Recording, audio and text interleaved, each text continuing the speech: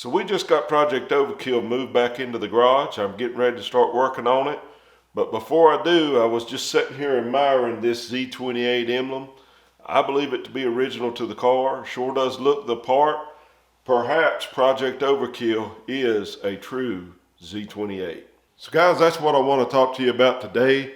I'm going to give you 10 facts about a 1972 Z28 to help you identify whether the one you're looking at is a true, authentic, real deal. Stick around. Alright guys, the first fact that I want to give you about a 1972 Z28 is that there was only 2,575 built. That was basically because of a strike that happened between GM and the United Auto Workers. And when the workers actually came back to work, the Camaros then didn't meet the bumper requirements and some other guidelines for 1973. So a lot of them were scrapped, resulting in fewer Z28s made that year. 72 is actually my favorite year. It's my birth year, and it just happens to be the same year as Project Overkill. Now, to put in perspective just how low that production number is, I wanted to compare it with a car my dad bought when I was a small kid. This here is a 1977 Monza Mirage, and my dad bought one of these in 1978, and I was just a small kid then. Absolutely loved this car. It had a V8, it was a 305 V8 car, and my dad actually bought this car without telling my mother. So you can imagine what kind of evening we had when we went to look at it and pick it up. And I can still remember everything about it. But when I look up the production numbers of these cars, there's a few conflicting results. I got 4,097 and then I got 4,057. I actually thought it was somewhere around the 3 range. The point being, most people have never even heard of a Monza Mirage. They have heard of the Monza Spiders, but not the Mirage. And like I said, this is one car that if you had this car and you're going to car shows, I told my wife, I said, I guarantee you'd have the only one there. There's more 72 Z28s out there now than was ever built. And that's kind of the purpose of this video, to kind of educate people, especially if you're buying one of these. I want you to know exactly what you're buying. So number one fact about 72 Z28, 2,575 built. Number two, let's take a look at the trim tag. The trim tag on these cars are going to be located on the driver's side on the top corner of the cowl. So if we come over here to Project Overkill, up here on the top corner of the cowl, you can see the cowl tag. And right there, you can actually see the RPO code Z28. That lets you know that this is a Z28. And I've actually removed this cowl tag.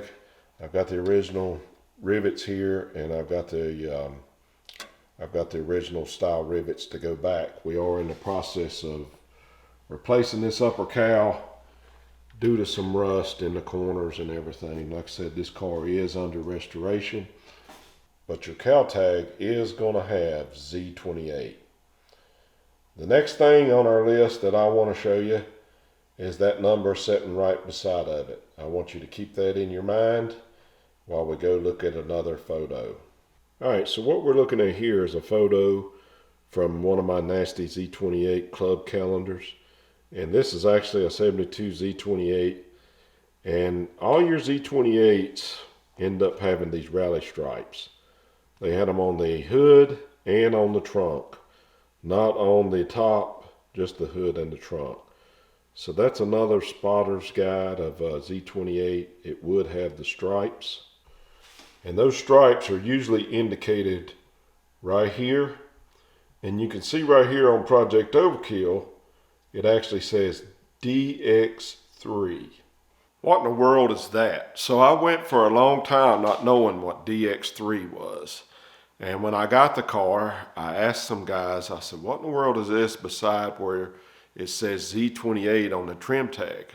I said, it says DX3. And they said, oh yeah, that's the stripes.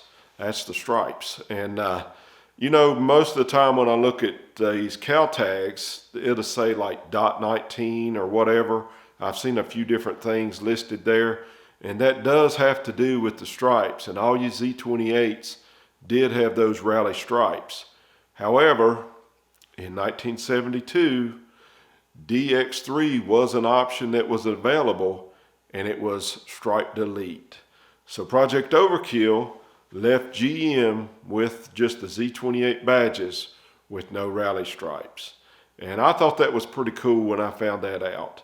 My wife did say, please tell me you're going to put the stripes back on that car. And while it's maybe not a desirable option for most, I think it's kind of cool that the DX3 option did exist, so that if you didn't want the stripes, but you did want a Z28, you could order them like that. But it must say DX3 on the trim tag. So I thought that was pretty neat. I wanted to include that in this video segment. Number 3 on our list was rally stripes. Number 4 on our list is 15-inch wheels. So your Z28's got what I would call Z28 wheels. Sometimes I call them 5 spokes. And most of you guys have seen these wheels. Right here is a picture from the club calendar with these 5 spoke wheels. You can definitely see there's a trim ring, center cap, and there's a few different versions of these wheels. I know that the valve stem hole changed quite a bit through the course of the whole second gen run from 1970 to 81. I do have a set dated for this car, for Project OverKill. And I tell you guys, we could talk all day on trim rings, trim ring clips, lug nuts, the center cap itself. But guys, just know that your Z28s would have came with this style wheel, and it would have been a 15-inch wheel. Okay guys, number 5 on the list.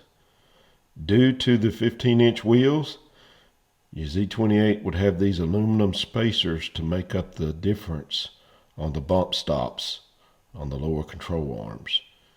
And you can see it right there.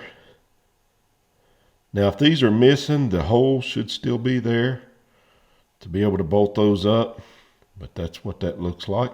So guys, number 6 on our list is no AC. So 1970 through 1972 Z28s had the LT1 engine.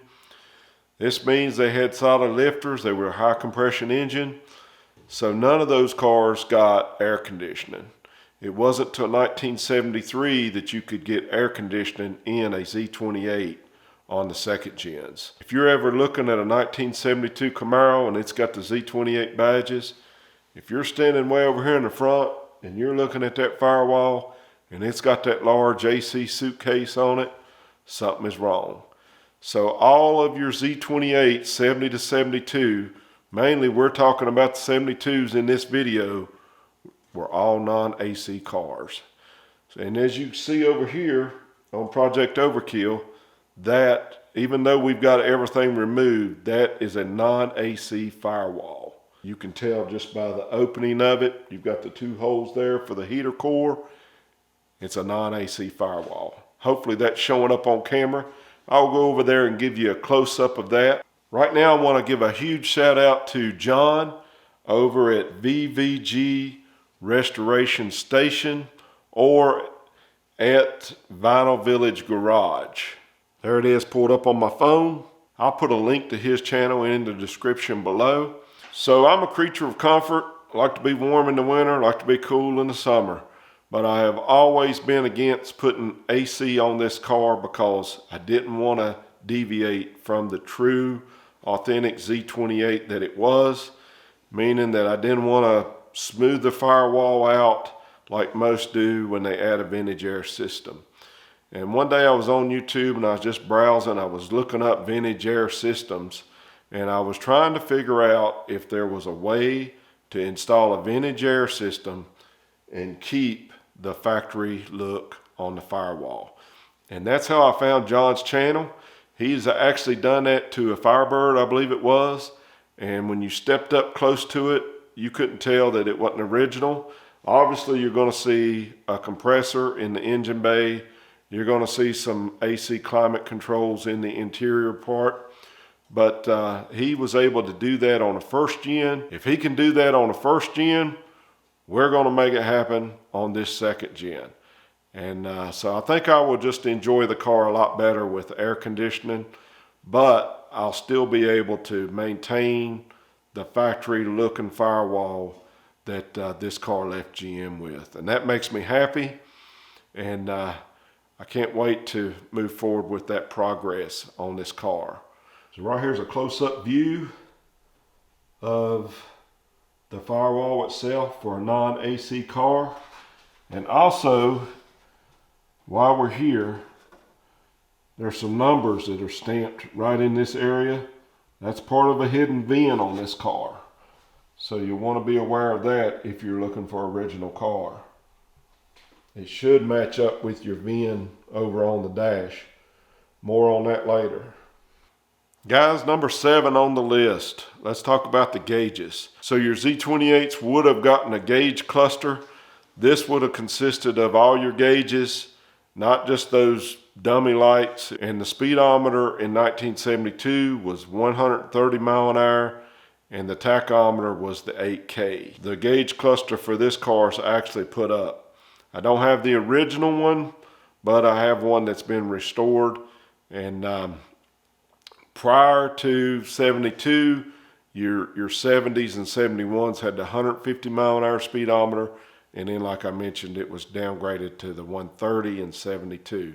But it still should have had the 8K tach in 72. That brings us to number 8 on our list. We're going to talk a little bit about suspension. So your Z28s in 1972 had what they call a F41 suspension. And what that meant was it had front and rear sway bars. And I want to show you some uniqueness about those sway bars. The sway bars for this car are put up. I've had them blasted, I've had them powder coated.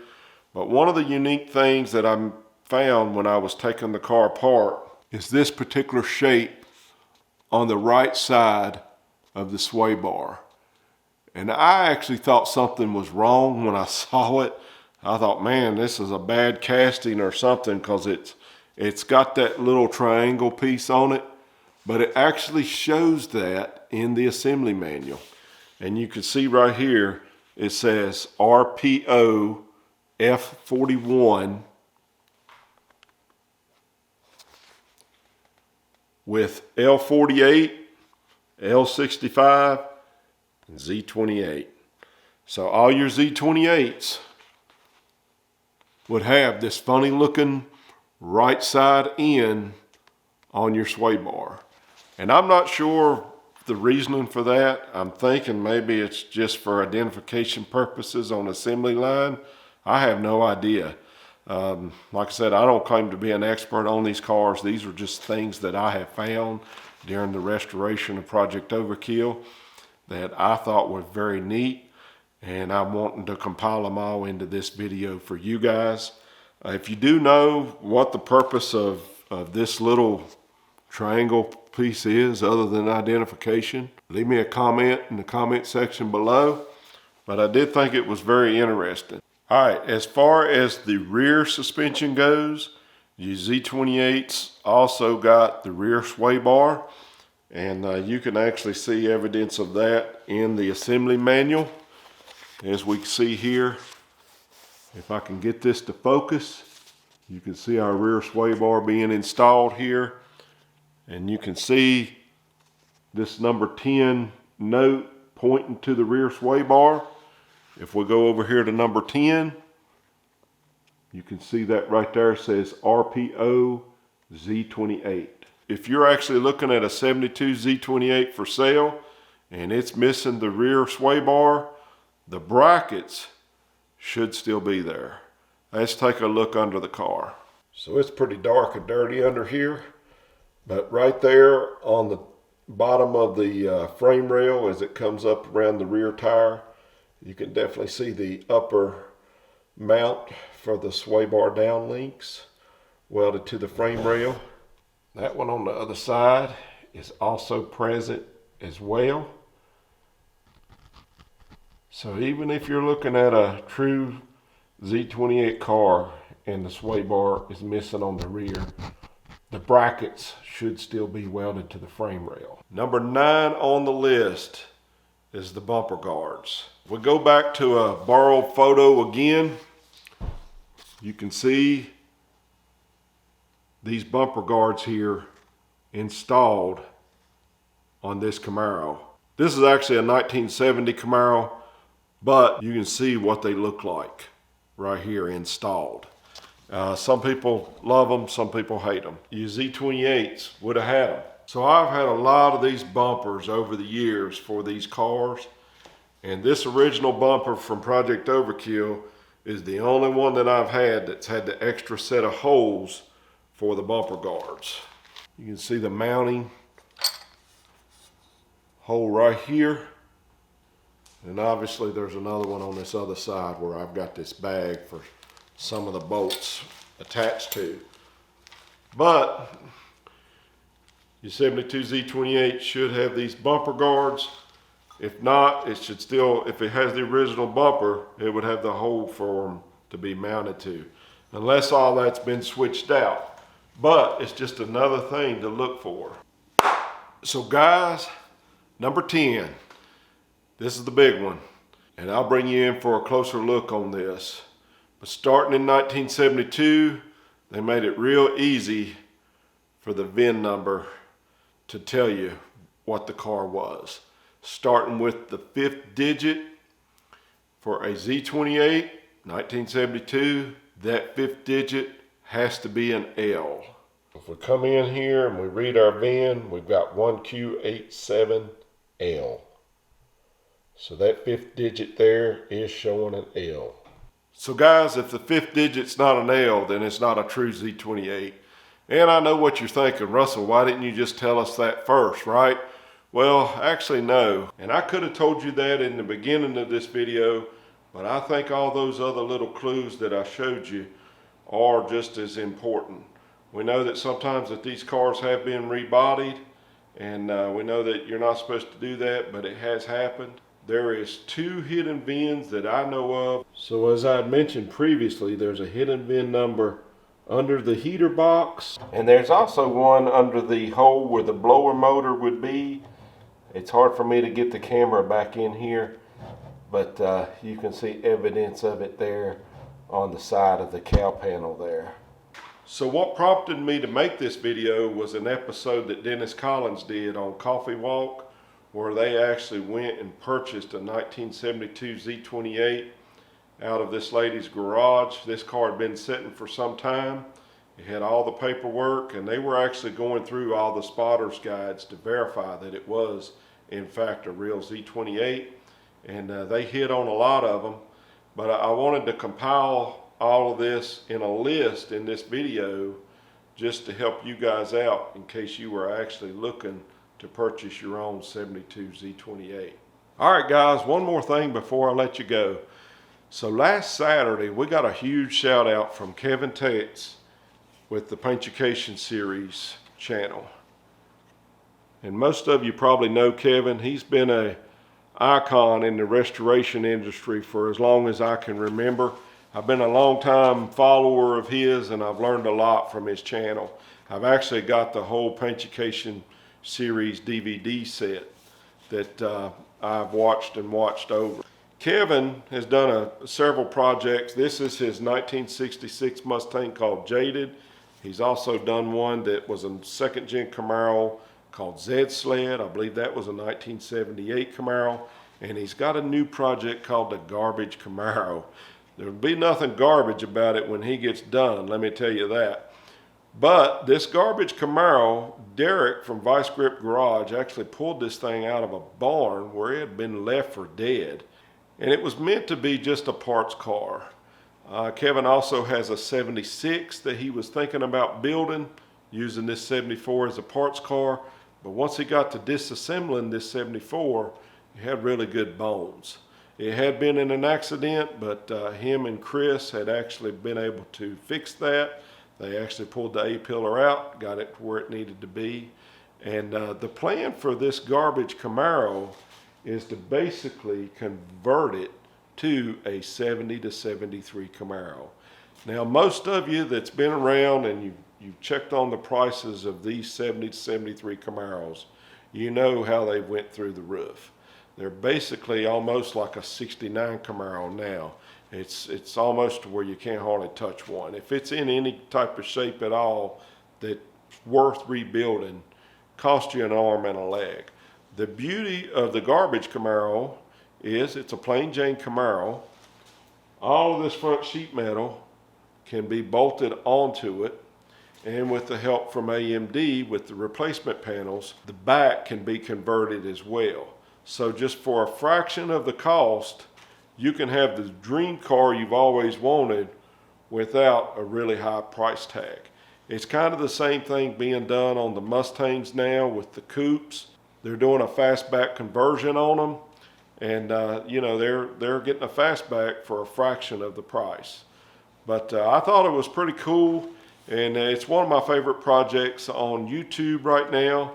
And who knows, maybe Kevin will get to work together on that project, or maybe I'll have you up here and we'll work together on this one.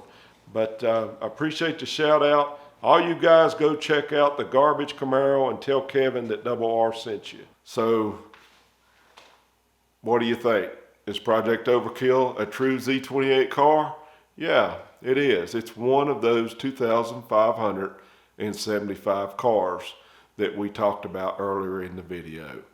Also, as a garage update, we are finishing up our taillight assemblies for our FastTime Camaro project.